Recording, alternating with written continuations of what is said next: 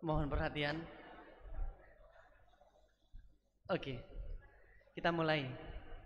Bismillahirrahmanirrahim. Assalamualaikum warahmatullahi wabarakatuh.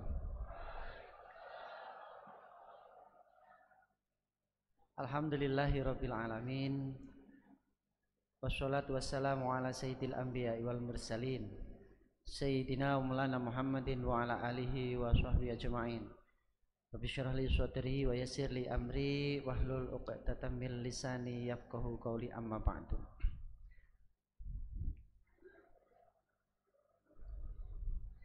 Yang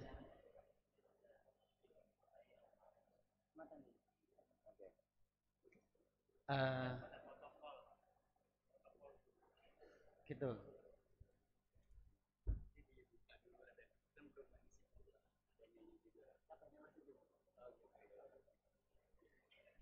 Iya sudah, kita mulai aja dulu.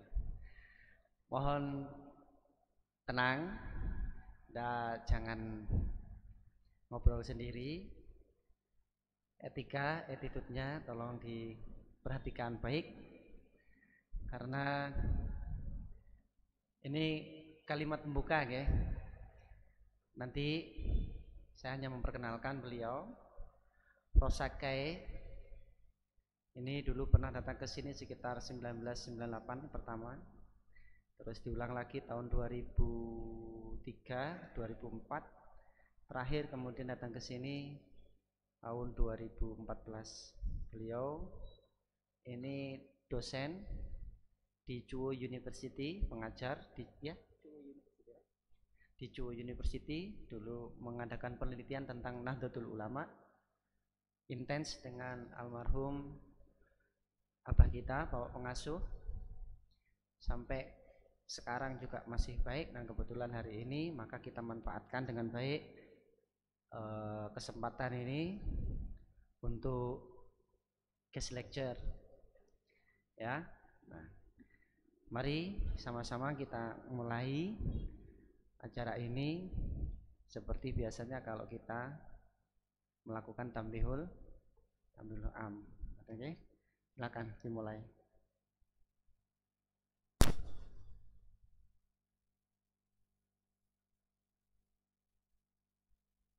Assalamualaikum warahmatullahi wabarakatuh.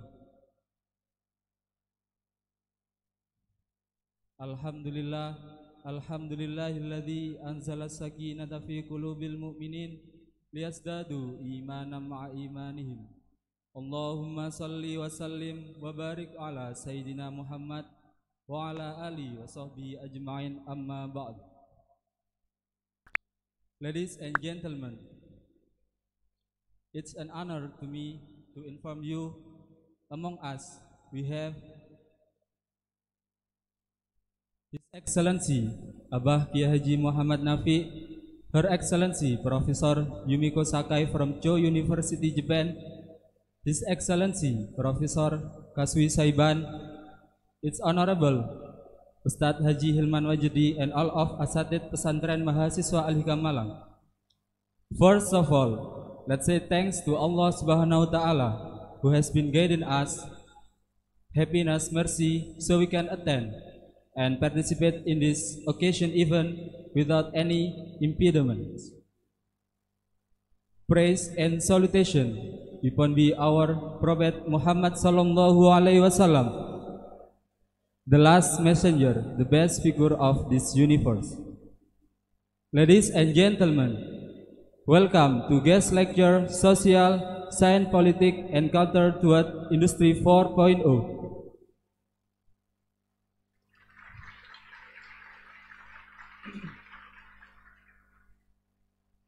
On this adorable night, we have several agendas, so allow me to read several sequences of our agenda. The first is opening, the second is reciting Holy Quran, the third singing Indonesia Raya, Mars and Hymn Al-Hikam. The fourth is greeting speech by head of pesantren. The fifth is main lecture. The sixth is special performance by our sister Mitsuki from Chuo University. And the last is closing and praying. Well, to take the advantage of the time, let's start this agenda by reciting Surah Al-Fatihah together. Ala hadhihi niyah wa ala kulli niyatin salihah. Al-Fatihah.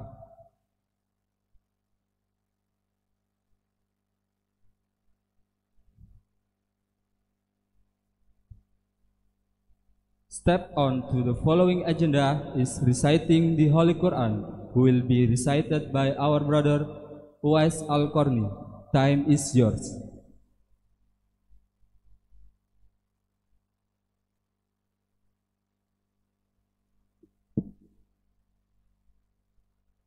Assalamualaikum warahmatullahi wabarakatuh.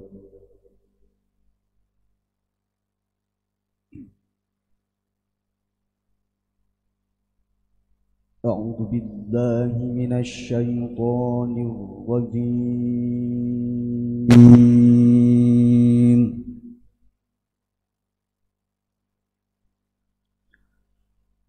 بسم الله الرحمن الرحيم.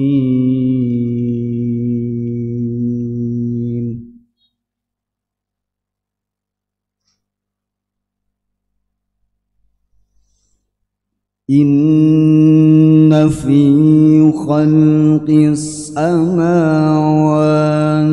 والأرض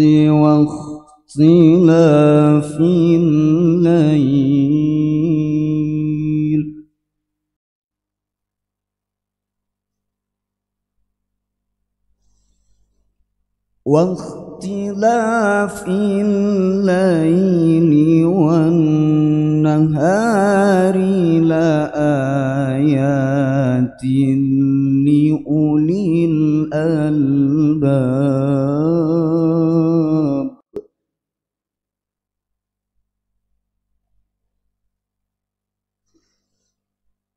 الذين يذكرون الله قياما وقعودا وعلى جنوبهم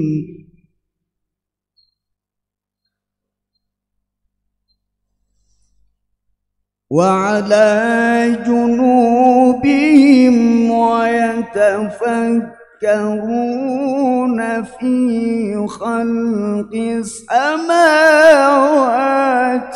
والأرض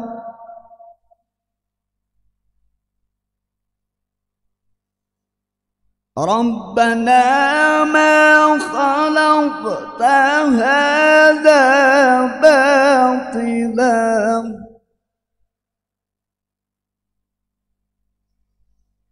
سبحانك فقنا عذاب النار.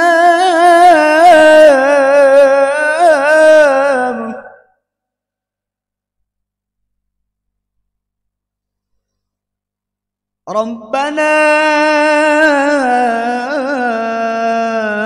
إنك من تدخل النار فقد أخزيته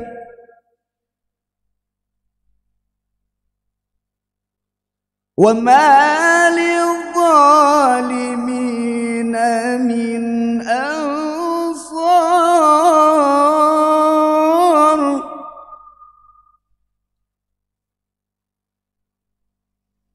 ربنا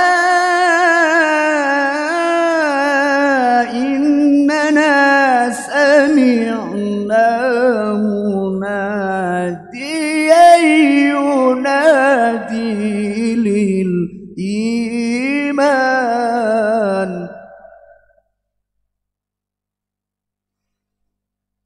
مناديا ينادي للإيمان أن آمنوا بربكم فآمنا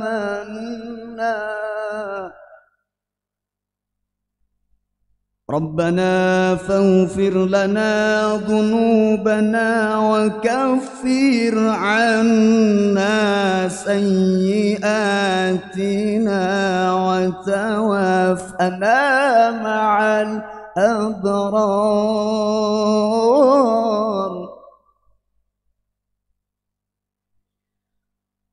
ربنا وآتنا ما وعدتنا على رسلك ولا تخزنا يوم القيامة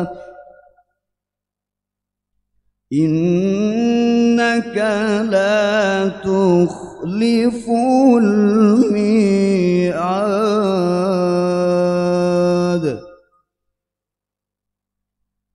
بسم الله الرحمن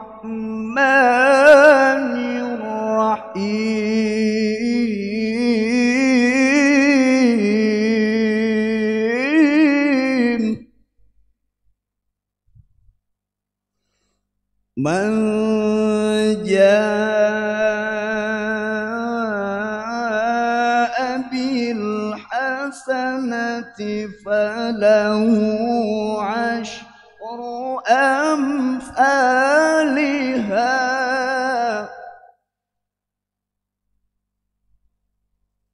ومن جاء بالسيئة فلا يجزى إلا مثلها وهم لا يظلمون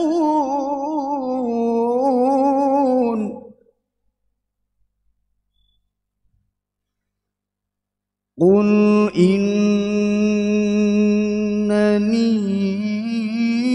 هداني ربي إلى صراط مستقيم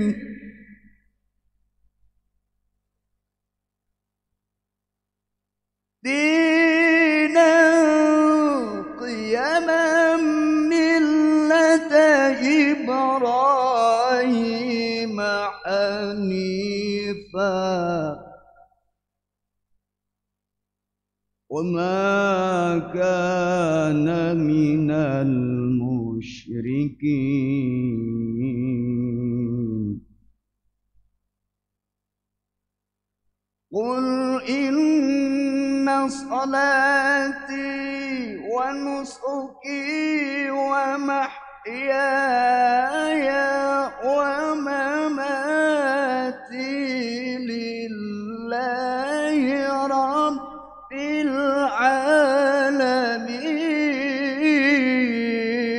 العالمين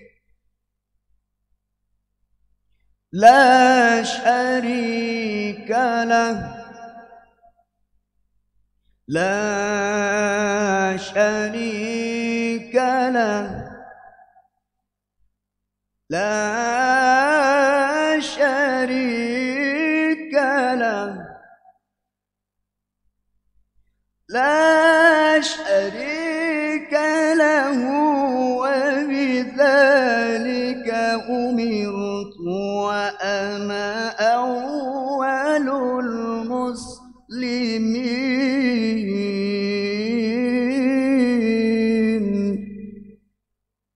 صدق الله العظيم. السلام عليكم ورحمة الله وبركاته.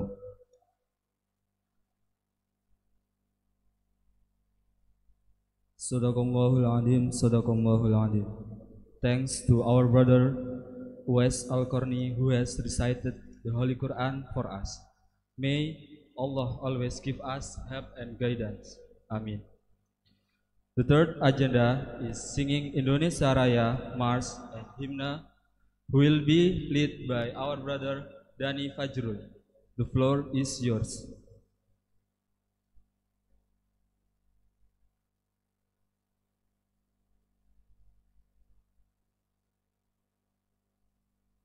Hadirin dipersilakan berdiri.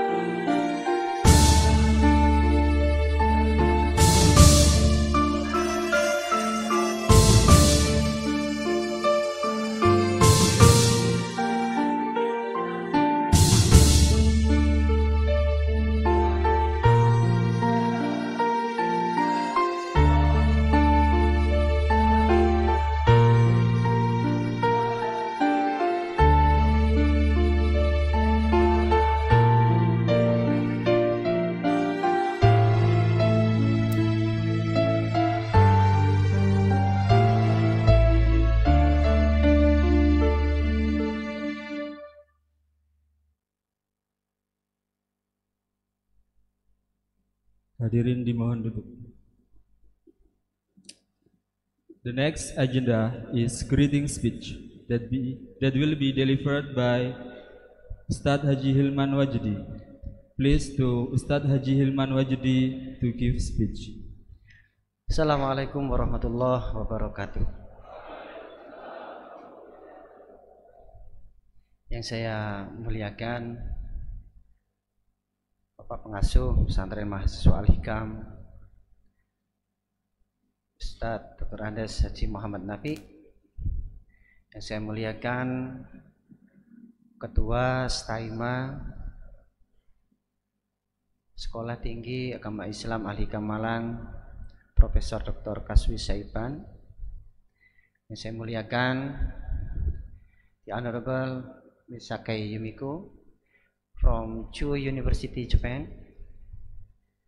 Para asatidz yang terhormat dan berbahagia, seluruh santri-santri dan juga tertinggal Miss Mizuki juga dari Jepang. Alhamdulillah pada kesempatan pada malam hari ini kita bisa bertemu bersama, tentunya untuk acara-acara yang akan banyak mendatangkan manfaat informatif, juga kita bisa bertukar pikiran. Seperti yang saya sampaikan di awal, bahwa ini adalah guest lecture yang dihadiri oleh salah satu rekanan sejawat dari Bapak Pengasuh, yaitu Ms. Sakai Yumiko dari Chuo University. Dan izinkan Ms. Sakai pada kesempatan pada malam hari ini, I would like to greet you and I would like to welcome you. Welcome to Indonesia again, and welcome to Malang, especially welcome to Al-Hikam Islamic Boarding School. We are very grateful, we are very thankful for your coming. Yeah, it is very good opportunity for us to have and to share more information dealing with the Islamic issues or another issues around the world in another perspective. Jadi selamat datang Ms. Sakai, selamat datang lagi yang kesekian kalinya. Dulu beliau juga bawa santri dari Jepang ke sini. How many? Muridnya dulu yang di sini? Ada 5 santrinya dulu, putra putri juga mungkin lebih ya, waktu itu 5. Sempat mondok di sini selama 1 bulan. Jadi tidurnya ala kamu, makannya juga ala kamu. Tapi mereka betah. Jadi kalau ada anak Indonesia mondok di Al-Hikam nggak betah, ini kalah dengan orang Jepang. Itu kita sangat bahagia sekali bertemu lagi dengan Ms. Sakai. Dulu beliau seperti yang saya sampaikan mengadakan penelitian tentang NU. Dulu juga ada yang dari Prancis juga mengadakan penelitian tentang NU. Sering datang, tidak sesering Ms. Sakai Yumiko. Ms. Sakai Yumiko bahkan ingin mengajarkan beberapa murid-muridnya dari Chuo University itu untuk ikut mendalami masalah agama Islam dalam konteks hidup di pondok, gitu ya, hidup di pondok. Saya tidak tahu itu mereka itu horrible experience atau good experience ya. Mungkin pas waktu mondok di sini ya horrible gitu ya, menakutkan. Begitu pulang ya jadi cerita, oh, ternyata mondok itu begini dan seterusnya. Begitu. I think that is kind of cross culture understanding. Dan nanti juga akan ada special performance. Jadi ada tampilan khusus yang akan disampaikan oleh Miss Mizuki for you. Tapi nanti saya tanya apa penampilannya, secret. Secret, rahasia, masih rahasia. Ini top qualified gitu. Number 1. Jadi tidak bisa disebutkan. Kalau disebutkan nggak surprise katanya begitu. Oh iyalah. Kita berharap kita bisa memahami. Misalnya bisa sedikit berbahasa Indonesia, tapi juga sangat fluent dalam berbahasa Inggris, apalagi bahasa Jepang. Gitu ya. Tapi jangan khawatir kalau misalnya nanti menggunakan bahasa Jepang, alumni kita salah satunya sudah ada yang sangat fluent bahasa Jepang.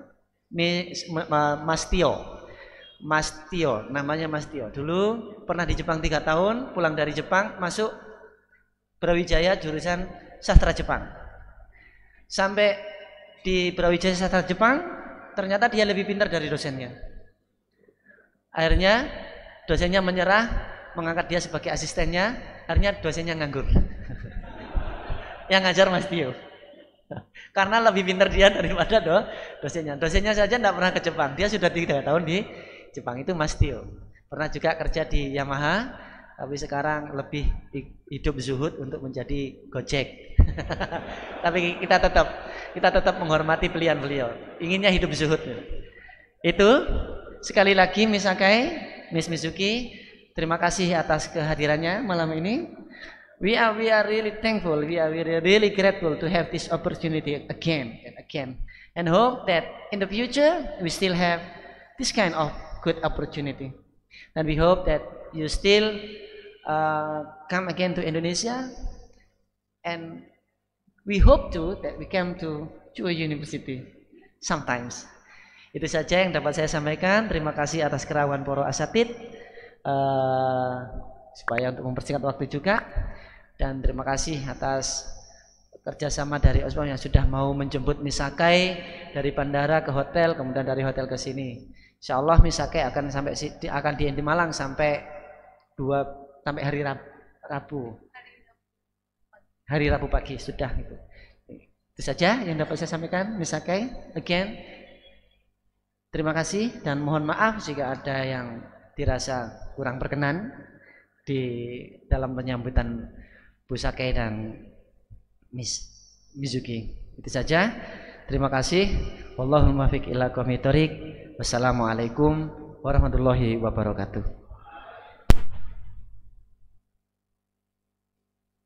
Thank you very much to Ustadz Haji Hilman Wajidi. It was a delighting welcoming speech from Ustadz Haji Hilman Wajidi. Now, let's continue to the main agenda. It will be delivered by Professor Yumiko Sakai. To Professor Yumiko Sakai, all time is yours.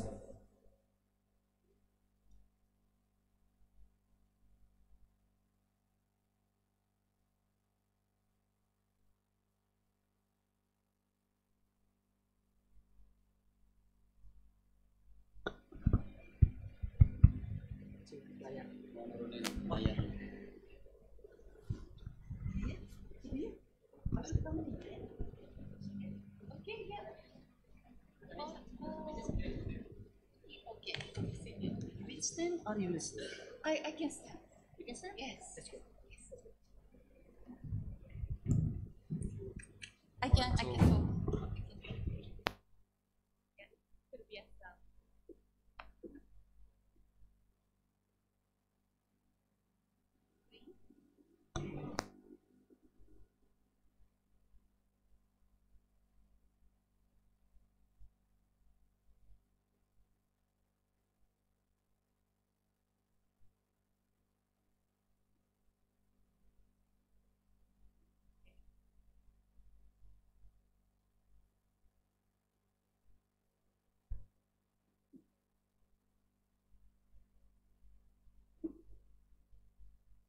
Ya, supaya para guru.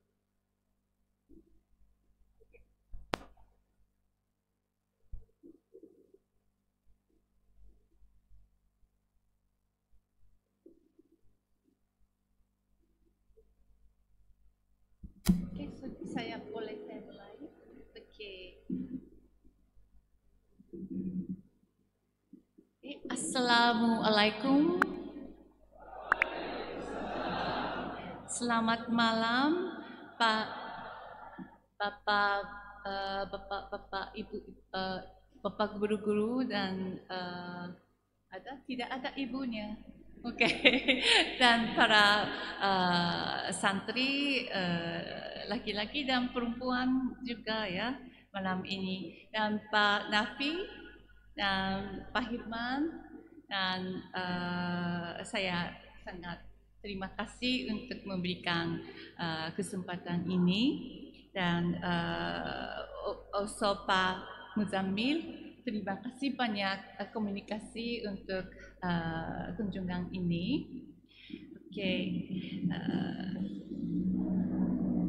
Sekarang ini I change into English, so because I remember Pak Hashim made rule for Al-Hikam Malang to use either bahasa Arab atau bahasa English. So I just follow his rule, and I prepared two topic.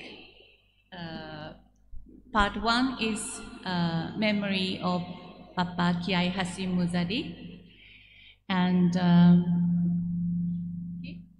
the part two is the tema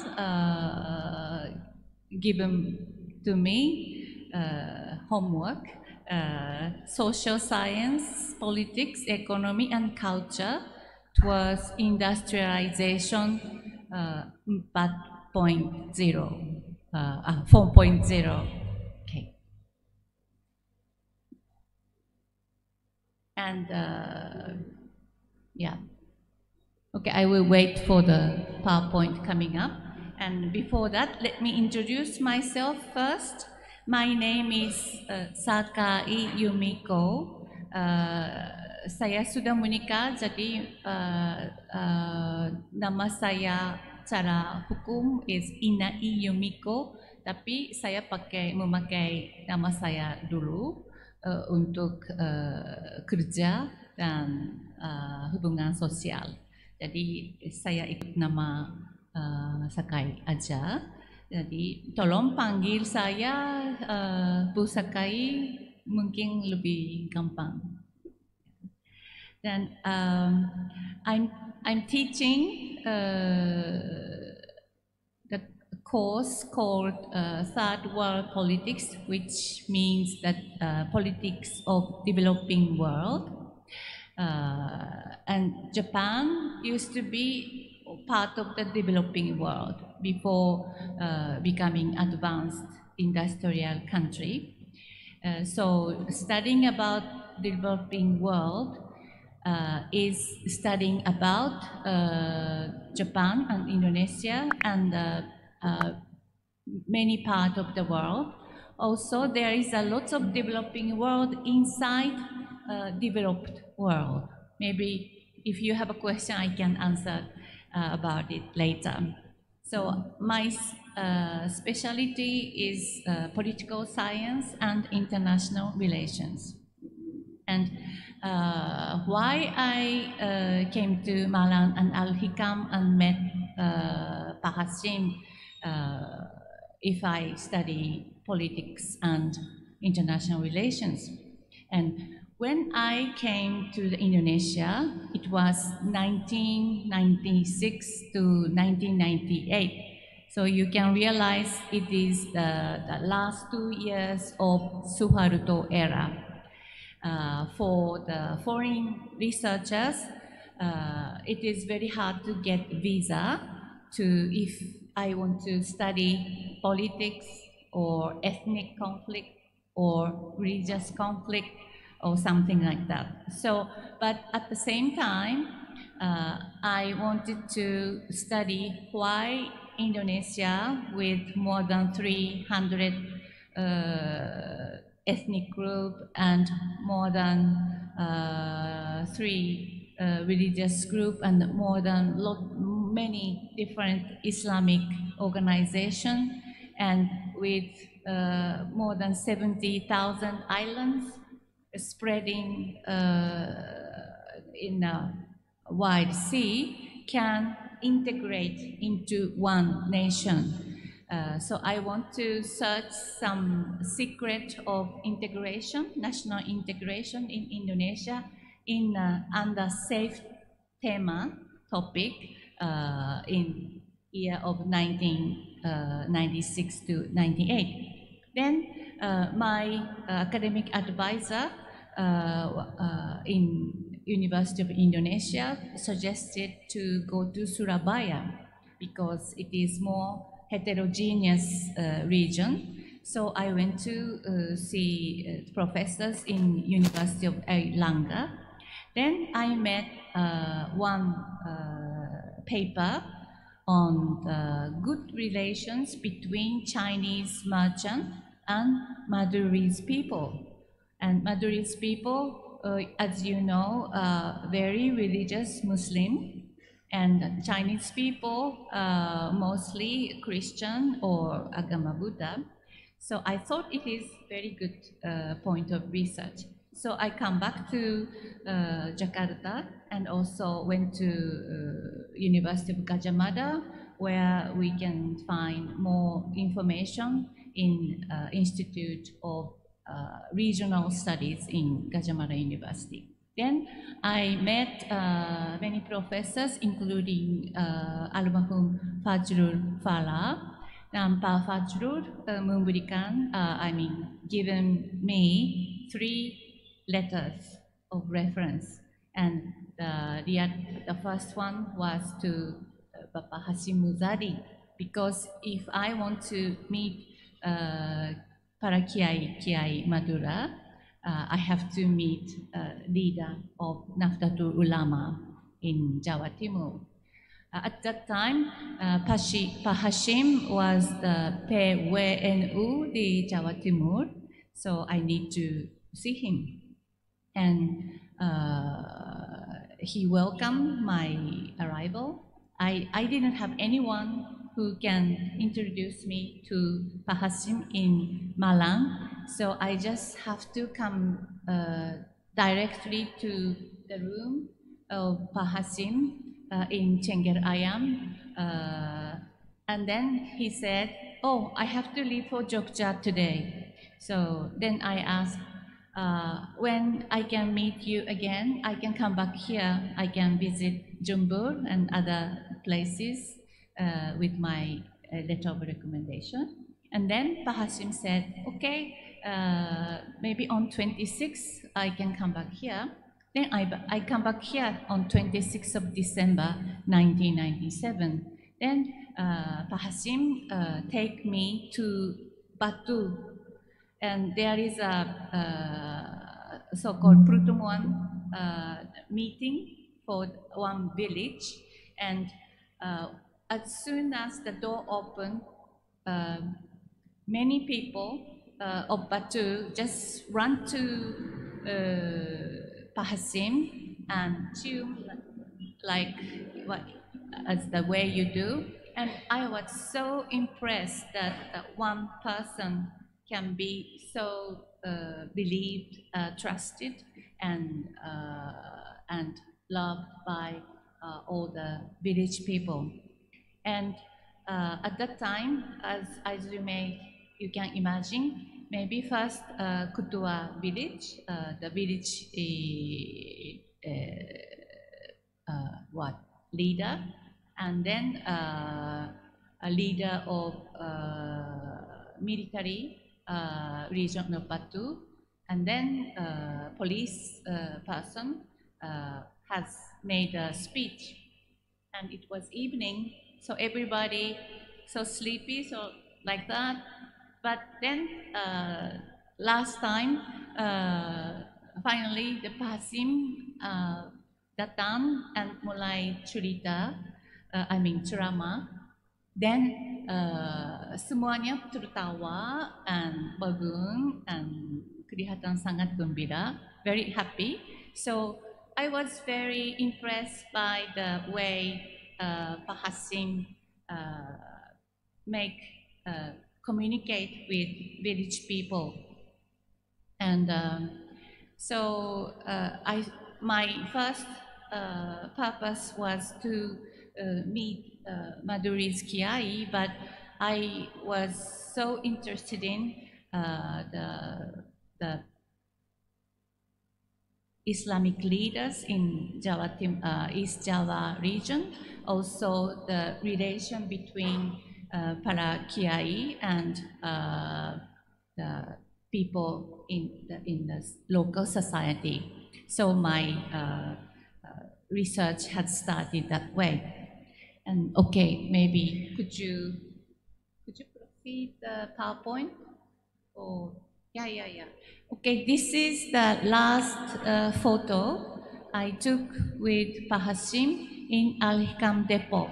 Pak Hasim di sana, and I will be somewhere here. And in front is my student and cucunya Pak Hasim in Depot. I happen to have this photo with my computer, so I just show you.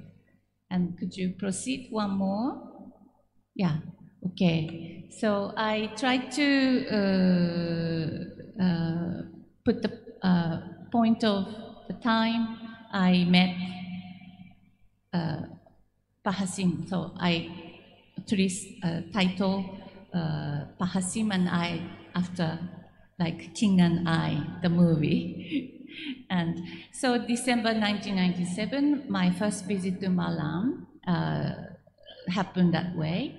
And then I also, I returned to Jakarta to prepare my Muslim clothes and everything, and then come back to Malang and East Java, mainly following the ceramah of Pak Hasim in East Java, seluruhnya. And at that time, from July 1997, what happened, do you know? Krisis moneter, Krismon. Do you remember? Yeah, okay. So the monetary crisis, Krismon, was a big issue at the time. And everybody worried, can they get enough food? Can they get enough oil?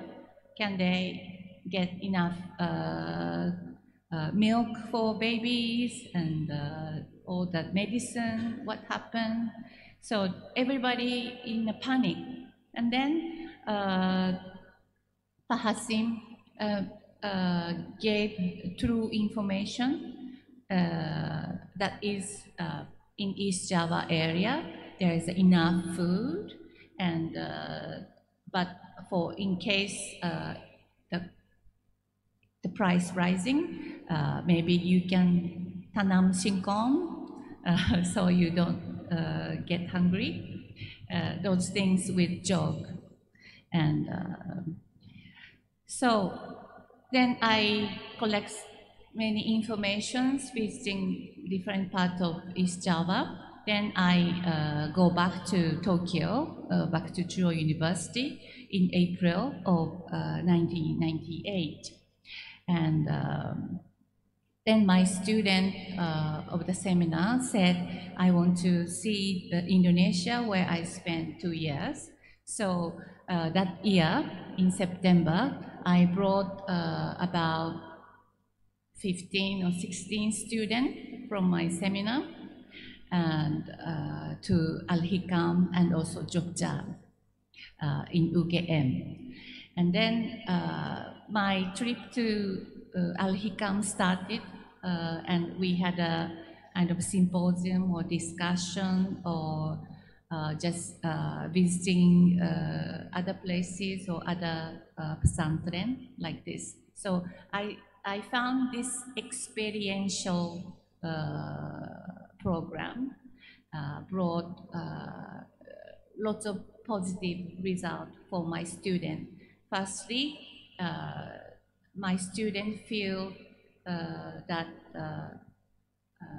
Islam is not something very far, and people who believe in Islam is same like we are. This awareness is very, very important for them. And also they can learn the short expression like Assalamu alaikum and the response for alaikum salam. So now some of them works in developing construction sector. Then he often communicate with people in Southeast Asian Muslim country or Africa or Middle East country. So the communication is mostly done in Bahasa English, but the starting point is always Assalamu alaikum. So he can communicate better if he knows a little knowledge of Islam. And also there is a student that first came to Al-Hikam. His name is Takayuki. He works for JICA, Japanese International Cooperation Agency, and worked in Malawi. Malawi di mana? Africa. Yeah. So he worked mainly for economic assistance program with Japan and African countries. He stayed there for 3 years, and also his wife is coming from the same seminar trip who visited here. So the many students who came over here is working very actively globally. Okay, so that's something Al-Hikam and Pak Hasim gave to the students of Chuo University. And then September 2013, I think I came here 2 years before, and Pak Hasim said that maybe I should visit Depok. Al-Hikam Dua is already running, so I decided to go Depok that year. But I didn't expect Pak Hasim passed away so quickly at that time, but that was my last meeting. And looking back, my meeting with Pak Hasim, I think one thing is most important. Knowledge must be alamiah. Amalia. He always said Amalia is very important. I think it related to the name Al-Hikam, right? And he wanted to make young leaders of local or national community of Indonesia, so that in order to do that, we need higher education. But Pak Hasim believed that the result of higher education, the knowledge, must be useful for the people and gentle for the people and environment. That, yes? Oh, okay.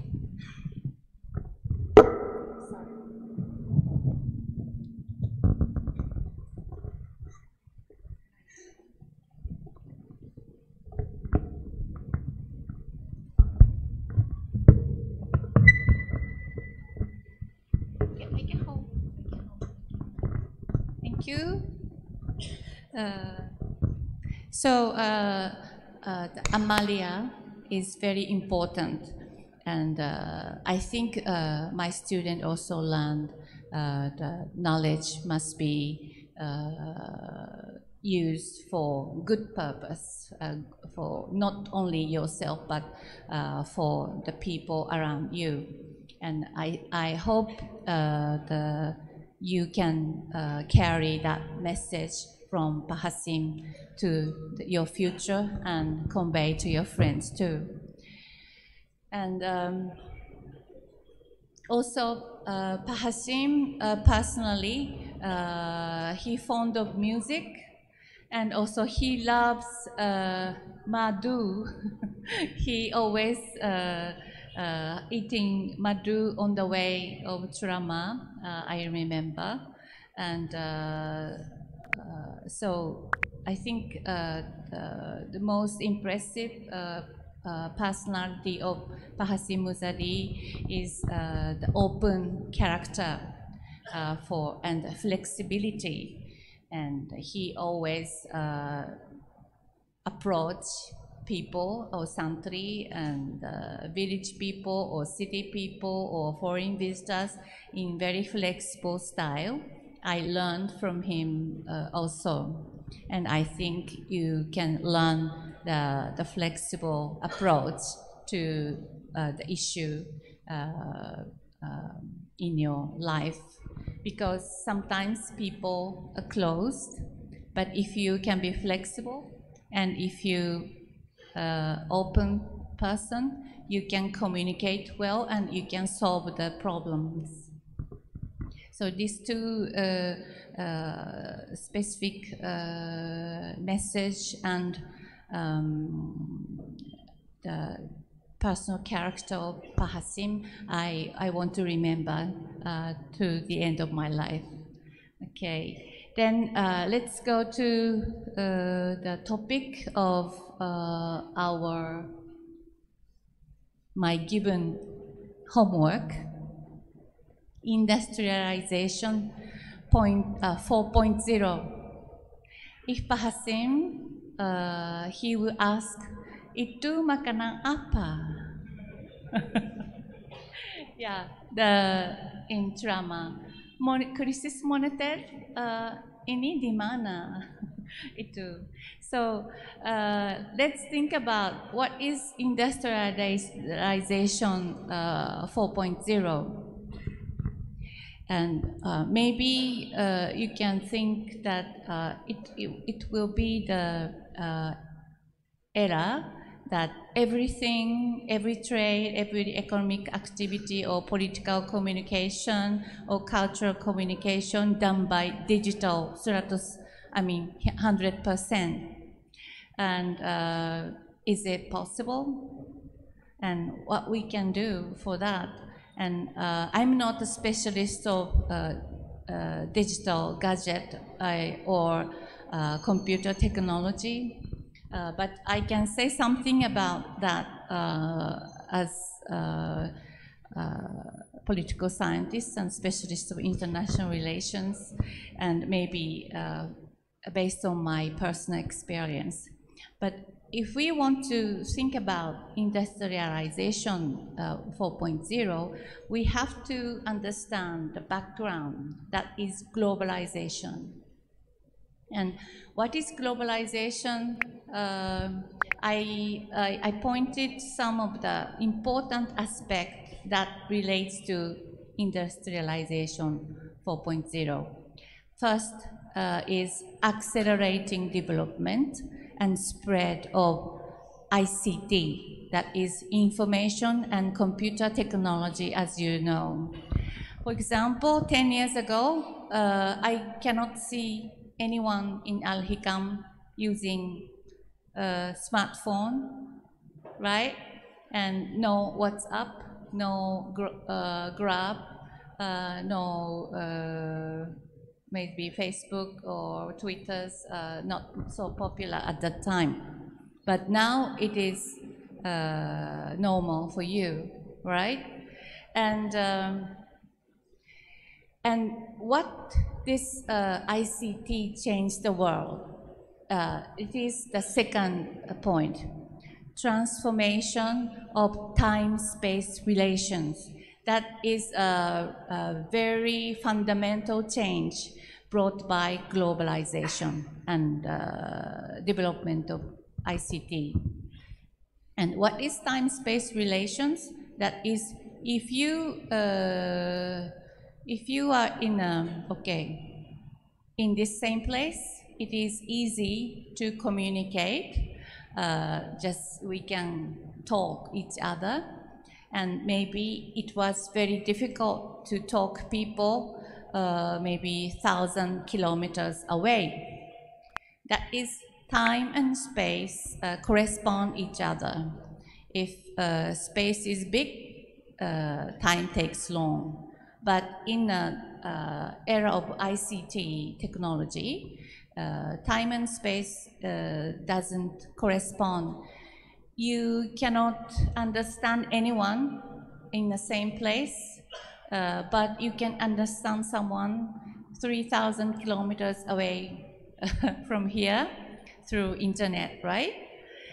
Yeah, so this time-space relation has transformed completely, and we cannot go back to the old time, because if you want to give up, but other people never give up, and technology is keep progressing, so this is unavoidable now.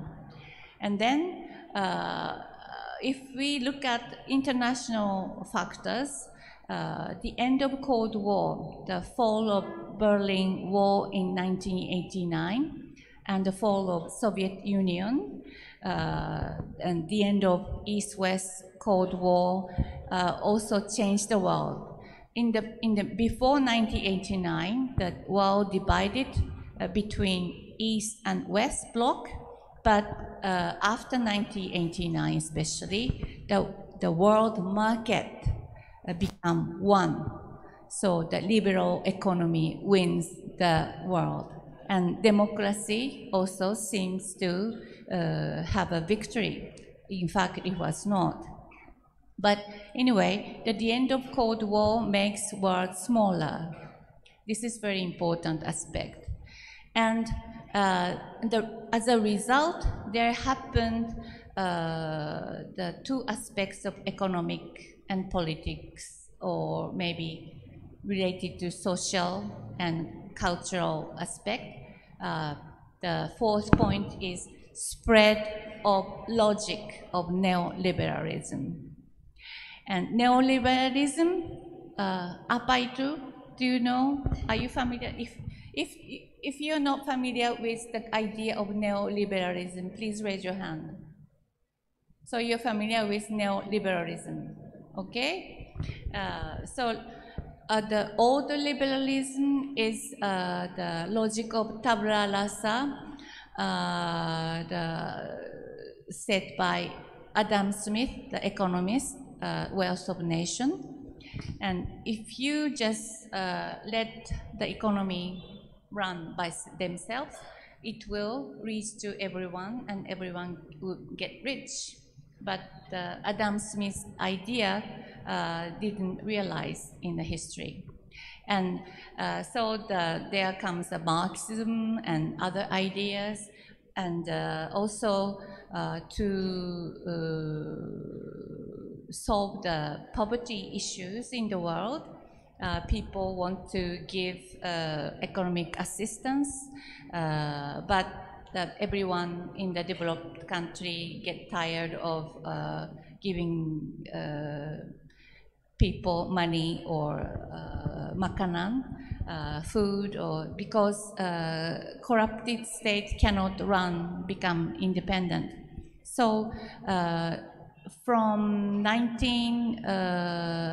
late 1980s, I mean after 1979, when Thatcher in Britain and Reagan in America became the top of the country, the idea of neoliberalism gradually spread in the world, especially the two big agencies called IMF and World Bank believed neoliberalism, that believed the logic of market competition and transparency and efficient way of work.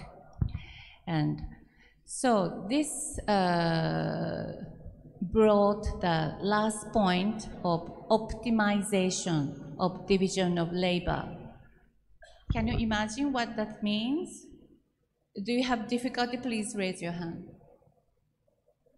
Okay, maybe malu atau pintar, I don't know. Anyway, optimization of division of labor is to make the division of labor system to be ideal.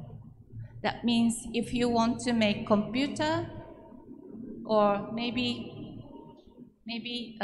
shoes would be nice, maybe because young people like Nike shoes, Then design will be done in like America or Japan, and sewing is lots of workers in suburb of Jakarta, Tangerang area, sewing the Nike shoes. But sales done by other people. So why? Because design needs lots of high sense. That means people with high education and lots of competition in art sector, and also cutting the material is also need high skill. But sewing only needs the good hands and patience. So it is that the Nike company needs the place where people are many, but wages lowest. And Indonesia was the place like that, used to be. And then what happens? Designer or shipping or sales people can get good money. Also company or advertisement can get good money from Nike shoes. But who sold the shoes in a low wage had to work in a very bad condition, long time. Sometimes child labor is used to produce Nike shoes. So this optimization of division of labor, which brought from neoliberalism logic, caused international and intranational inequality. Huge gap between rich and poor, which caused lots of political problem. I think I saw the debate between Bapak Prabowo and Bapak Jokowi, and analysis discussion following every day in the evening, and which is very interesting for me. And I can see the people who support Pak Jokowi than Pak Prabowo have different interests. And it seems Indonesia deeply divided into these two groups. So even though Bapak Jokowi as a speaker, presenter looks very good, but who knows which one until Pemilu in April. I want to look carefully, because there are lots of people who are not satisfied with under the policy of Bapak Jokowi. But I saw many professors and people in Bali and people in Jogja like Jokowi, Bapak Jokowi, but I don't know what happened in April. So that is very interesting. And in Thailand also, the huge gap between poor and rich caused a divided country. And Thailand also will have general election this year, but it will be very difficult to expect what's happened and how national integration going to be. And then the last point underneath is also related to many Indonesian people too. Because optimization of division of labor, many people go abroad to have good employment. I know now many Indonesian people work in Japan, and that means the people have to work away from their family or their girlfriend or boyfriend or their children. That means a crisis for family and identity. And sometimes we can say, and they have to work in a very bad condition. and the broker get money. So this migrant labor issues become a very serious human rights issue we have to think about. That is a background of globalization and possible problem we have to face. I didn't include ecological problem, including climate change, which is also serious, but I'm afraid I don't have much time, so I just stop here. And my assignment is to talk about social science and politics and economy. Maybe I just covered all these in this. And how about culture? I talked with many my friends in Malang and Jogja and Bali, and I feel that in the process of globalization, our awareness of religious or ethnic or national identity become higher. We are more sensitive about our identity, but tend to forget about other people's identity. So I think because of the information technology, we can keep our culture in many ways, creative ways, but the problem will be the conflict between different cultural groups. And only way to solve the problem is direct dialogue like today. So, my answer to what happened in industrialization 4.0, that will be to the certain extent unavoidable. So we have to prepare well, but the problem that will happen, we have to meet together, not just only through internet, but we have to meet together, talk together, and work together and to understand each other. Otherwise, we can not find creative solution, and misunderstanding or narrow understanding of the world never able to solve the problem. And so I hope that all the Santri students of Al-Hikam stay your mind open and keep learning about new phenomena, and don't be afraid to ask questions you feel that he or she is opponent. You have to be truthful, straightforward when you are not sure.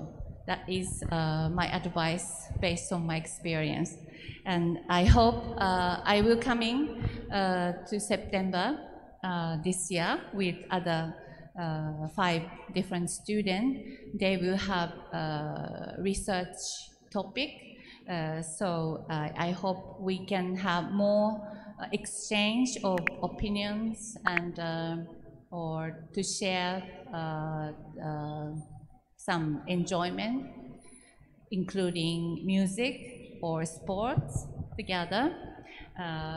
So I just say thank you very much for your attention. And there is a small surprise by Mitsuki following my discussion. Okay? Thank you. Terima kasih.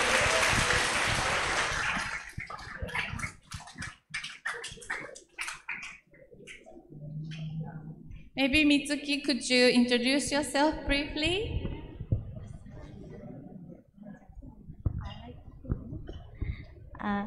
Assalamualaikum. Selamat malam, kenalkan. Nama saya Fujimoto Mitsuki, panggilannya Mitsuki.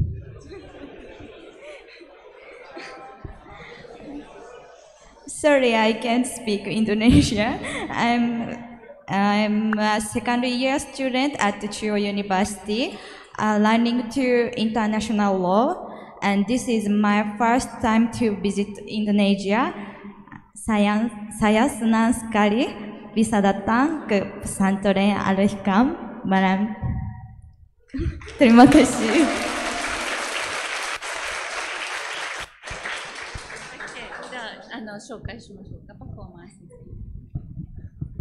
Okay, Mitsuki will prepare a little, and let me introduce. She is first dan shodan holder of karate, and she started practicing karate from elementary school more than 7-8 years, and hold black belt. But unfortunately, she didn't brought her black belt. She is just doing fashionable belt today. And now she's going to show a little performance called kata. It's not fighting, real fighting. It's kind of performance. Yeah. Jurus. Yeah. Maybe you will know. And karate is not the sport to kill people, but it's to strengthen your mind and your body. It's it's for protection and strengthening of your mind and body. Okay, Mitsuki, please.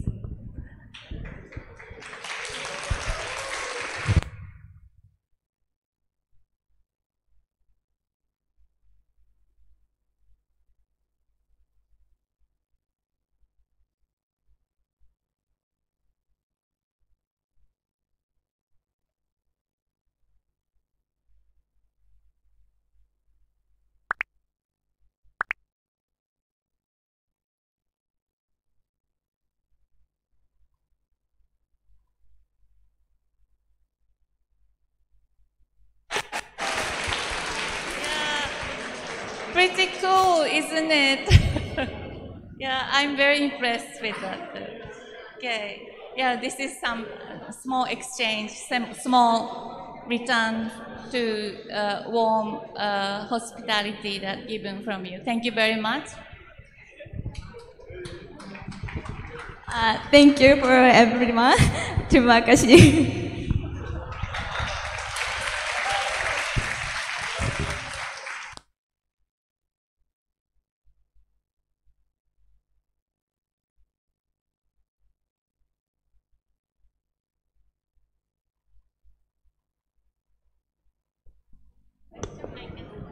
Yes. Thank you for Professor Yumiko. It was a delightful presentation.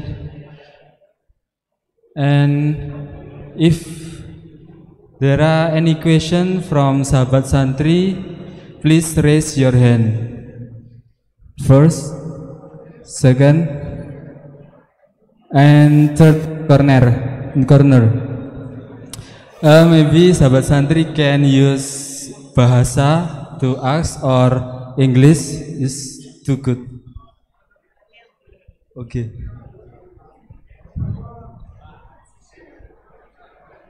Pak Handoko. Setelah sesi jantung. Before sahabat santri ask any question, we would like to invite Mr. Handoko to give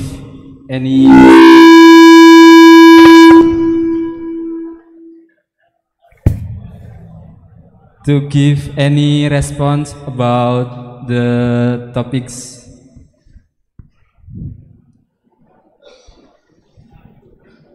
Please to Mr. Handoko to come to the stage.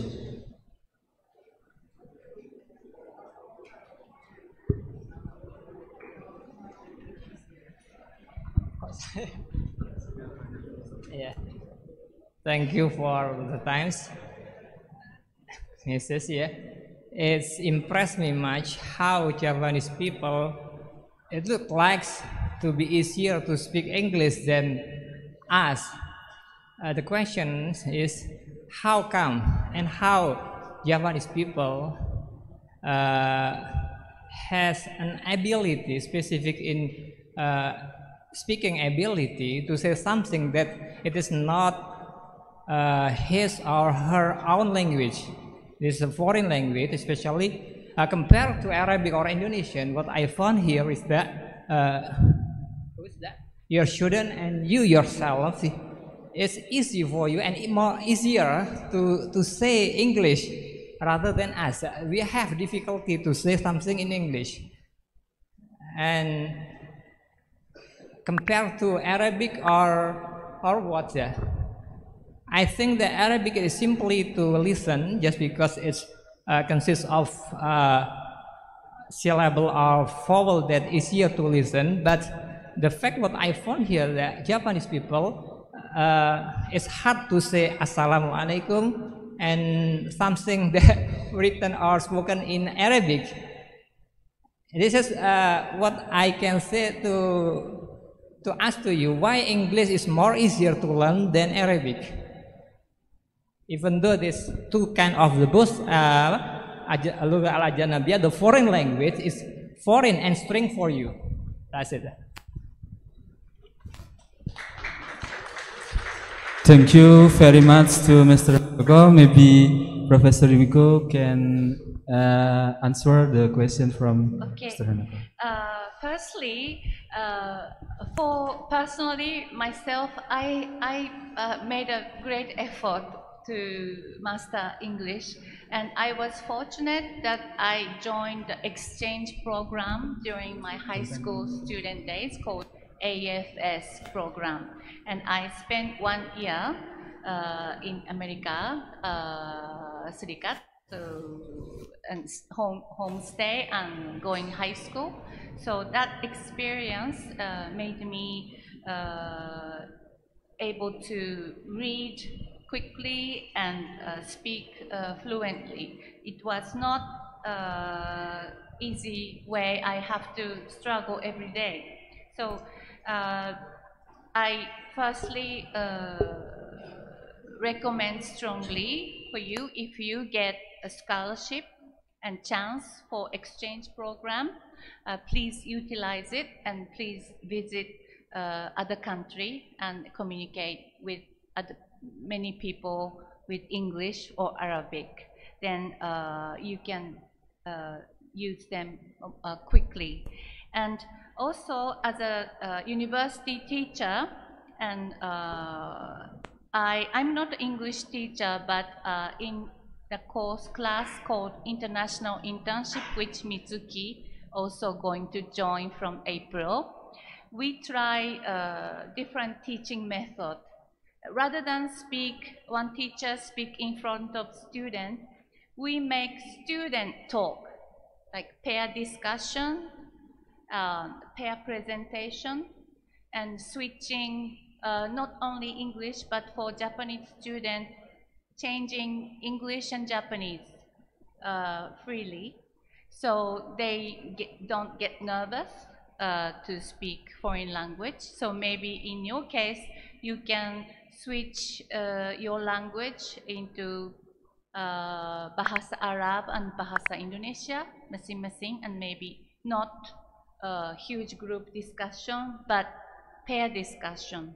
And also the pair should be changed frequently, like every 15 minutes, making pair with different people. And next day, you will make another different pair with another person. So in this way, the classroom become always active, and the student can be more relaxed, and teachers can look the faces of a student, and maybe we can help the student to speak more fluently. And it's same as in Bahasa Indonesia and English, that will be much more comfortable. And I can keep my English speaking fluency because I work together with my other colleagues who are American and English, and we work together to prepare our classes. So maybe it will be some hint that the way to run the classes is some hint, and also to grab the opportunity to go abroad, and also to invite foreign guests to Al-Hikam, also very nice. Yes. Other questions now? Thank you for answer. Maybe any question from the sahabat santri, from Alwan first?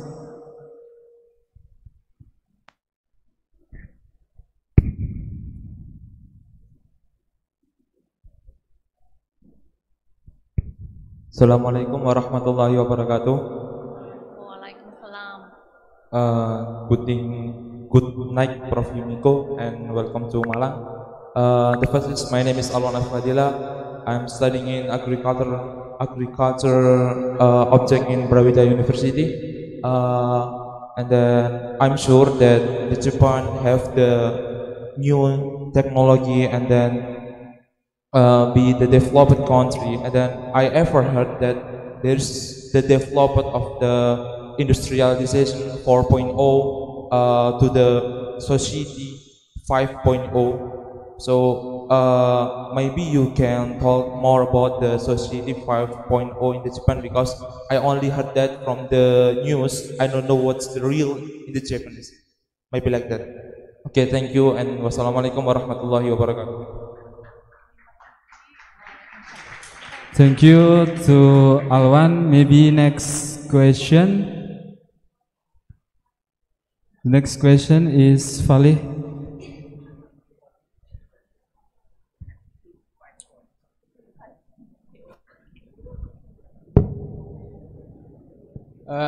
Oke. Assalamualaikum warahmatullahi wabarakatuh. Sebelumnya terima kasih atas kesempatannya. My name is Muhammad Falik Adlan, and I am from Physics Department in Brawijaya University. Okay.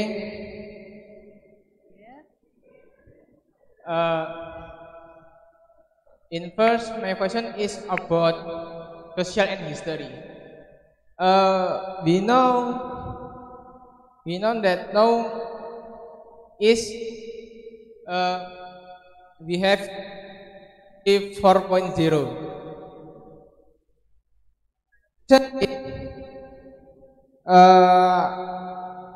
I am amateur in history, but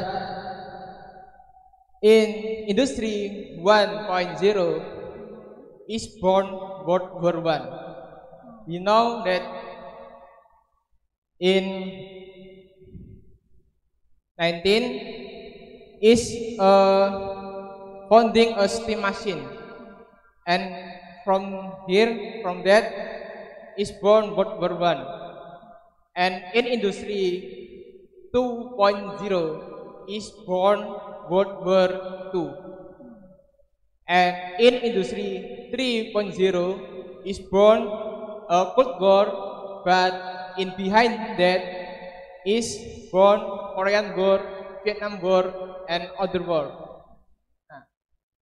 So I am afraid if now in industry 4.0 we close World War III. That's my question, and I want to hear your opinion. And then can ask science. Can I ask science? Because yes.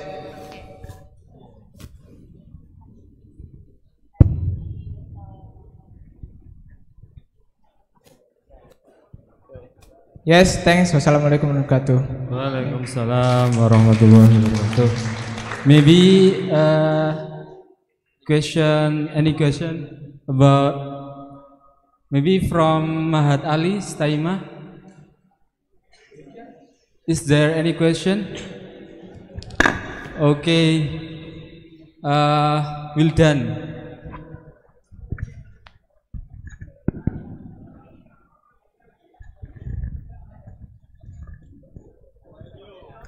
Ya, Assalamualaikum warahmatullahi wabarakatuh. Maybe before, thank you for your thanks. I want to know, yes, from Japanese people, what make you interested to know intense about Nahdlatul Ulama? Maybe just that's what I want to know from you. Thank you. Assalamualaikum warahmatullahi wabarakatuh. Waalaikumsalam warahmatullahi wabarakatuh. Maybe the first session is 3 questions. Maybe please to Professor Yumiko to ask. The first is from Alwan. It's about agricultural technology, and is there any related about industrialization 4.0? And the second is from Malik about socio-history, about revolution, and the third is about Japanese people and related about Nahdlatul Ulama in perspective from Prof. Yumiko. Maybe please. Thank you for your active question. For the first question about agriculture and 0.0 issue. And in Japanese case, Japan is more disadvantaged position. The Japanese farmers are very suffering in a neoliberal system of economy because our meat, rice, vegetable tend to be very expensive. But there are other farmers trying to very successful in marketing. Marketing is very important. For example, apple producer, our apple the quality is very good, and it was very appreciated by Taiwanese and Hong Kong people. So and our strawberry is also very nice. So to improve the quality of the agricultural products and do the marketing with high information technology, you can find new market. So I think good sense of entrepreneurship is very important for young agricultural specialists, and I think you can be the leader in that field because agriculture is very sometimes unpredictable, but you can make it more predictable with marketing skill and the improvement of the quality of your product, and also organic and chemical free is very important for the marketing, I think. And for the second question, the student of physics, and was I understood as our era becoming into 0.0 stage, how the people get employment. Is that right? The work style? Okay, just let me explain something related to the point you raised, that many people afraid that if AI, artificial brain, improve, then the human employment will decrease. Actually, in some some field of work, the employment will decrease. But there is a field that only human can work, and so like design and also service and also agriculture, also making the more manufacturing sectors. We need more skilled, experienced labor. So I think if Indonesia's national or local government policy change to more supporting smaller industry, it will increase more employment. But at the moment, I think Pak Jokowi's government is successful to build infrastructure like road, highway system or train system, and also airport. It become world standard in a very short time. But the money is limited, so at the moment the investment doesn't reach to agriculture or a small business sector. But I hope in the next stage, Indonesia's policy will change into this field, and I think as a future leader, you can study about smaller and middle-scale industry to bring out more employment.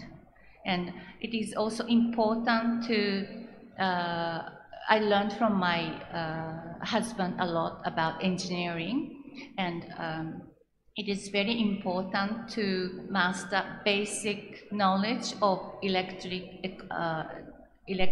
technology and also machinery technology. These basic ones, not just looking e-commerce or e-something. You have to learn the basic things. It's very important. I hope I can bring my husband and talk about engineering someday. Okay, and the last question about why I'm interested in about Islam and NU in Indonesia, and what kind of aspect will be interesting for me and also other Japanese. Okay, for personally, I'm more interested in how the pesantren has changed past 20 years and how pesantren will be changing toward next maybe 20 years. That is one point. And also the gender issues in Masyarakat Islam, because I'm very pleased to know from Pak Hirman, Gus Hirman actually, about we have now 50 female santri now in Al-Hikam, and would be increasing up to about 100. That is great news. And I learned from Pak Hirman that there are more female university students want to stay in pesantren university like Al-Hikam. So I think this is very good phenomenon. And also talking about the diversity, it's a kind of global trend. So how do you approach with the handicapped people and also sexual minority people? I think the discussion, open discussion about kind of this sexuality issue is very important, because sexuality is very important to personal identity. So I hope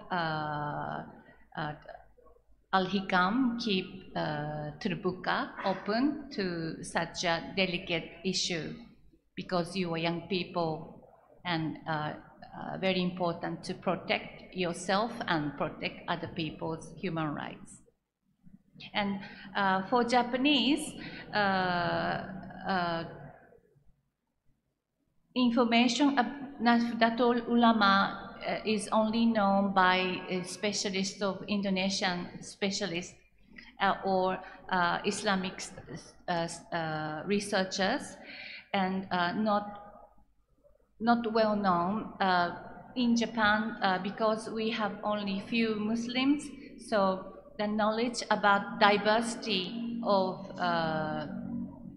Islamic world is not well known. So I think if we introduce about NU, I think especially Japanese people feel more close feeling because, for example, zikir, new zikir with tasbih, this is very similar of the style of Buddhism. We also have look like tasbih and say the same phrase many times for prayer. So I think even though the outside looks very different, if we look at Buddhism and Christianity and Hindu or Islam, but if we look at the details, especially your organization and the lots of style, and also I'm very impressed with what is the Al-Quran was. That performance by him was very nice, and Japanese Buddhism also, it is very important to read out the sutras and in a good voice. So I think you can find commonality about that. So knowing about Nahdlatul Ulama and Islam is to know the commonality of our Buddhism, our religions. And I remember Pahasim always said that humanism is the common factor among all different religions. Yeah. May I answer to your question? Have I answered your question? Okay. Yeah, sudah. Okay. Thank you very much to Professor Yumiko, and please give applause to us.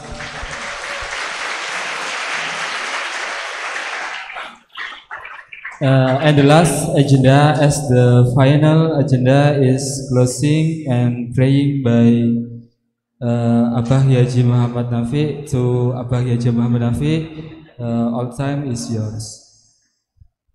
Nafi.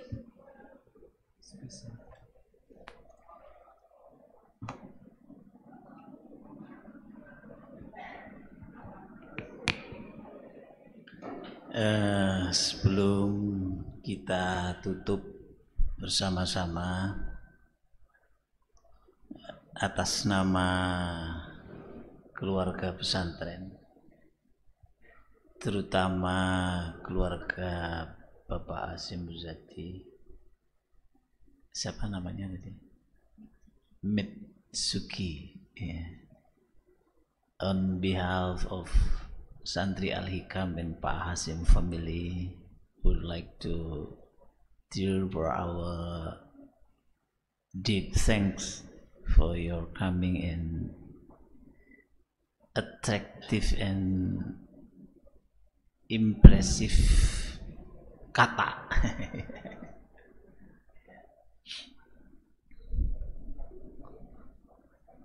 Terima kasih yang sebesar-besarnya, sedalam-dalamnya kepada Prof Sakai. Anak-anakku, malam hari ini kita seperti menemukan heritage kekayaan Al-Hikam yang untuk beberapa waktu hampir terlupakan. Justru karena kehadiran Prof Sakai. Malam hari ini, meskipun dengan persiapan yang sangat-sangat sempit, nyatanya coba diperhatikan, nyatanya kalian mampu menyelenggarakan international conference.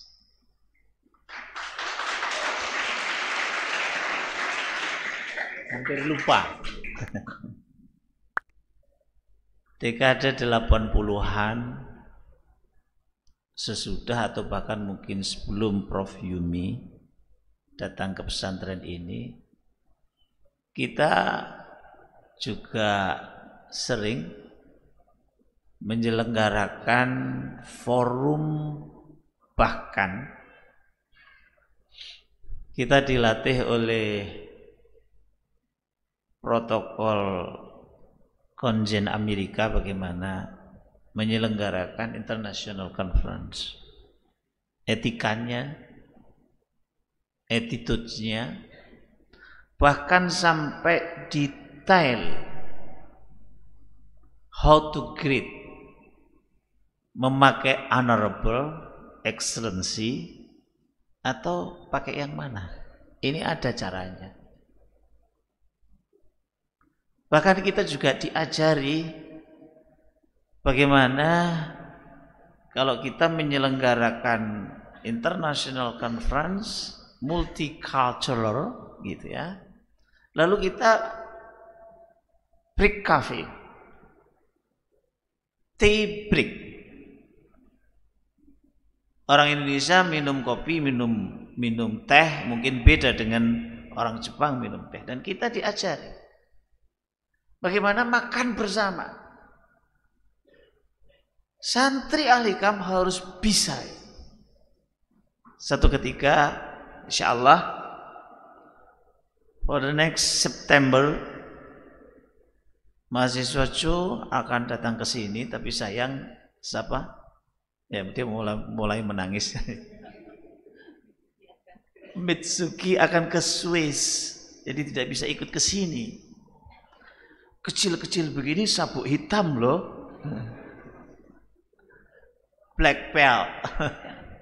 Dan ke Swiss dia akan ngurusi labor, ILO ya, ILO, right? Nah. Maka kita seperti menemukan mutiara yang sementara ini kita lupakan. Dan saya ingin ini mengembalikan percayaan dirimu bahwa kamu bisa. Dan kamu seperti yang dinasihatkan oleh Prof Yumi, you have your future. Tapi depend on selama kamu open mind, mempunyai social skill. Karena tidak bisa hanya komunikasi via internet saja. Kamu harus bisa mengkomunikasikan gagasan, kamu harus bisa bekerja sama dan lain sebagainya, dan keseluruhan itu ada di dalam pondokmu ini. Satu. Yang kedua, malam hari ini kita mendapatkan contoh yang luar biasa. Tipikal seorang expertise pure political science. His Excellency Prof Sakai.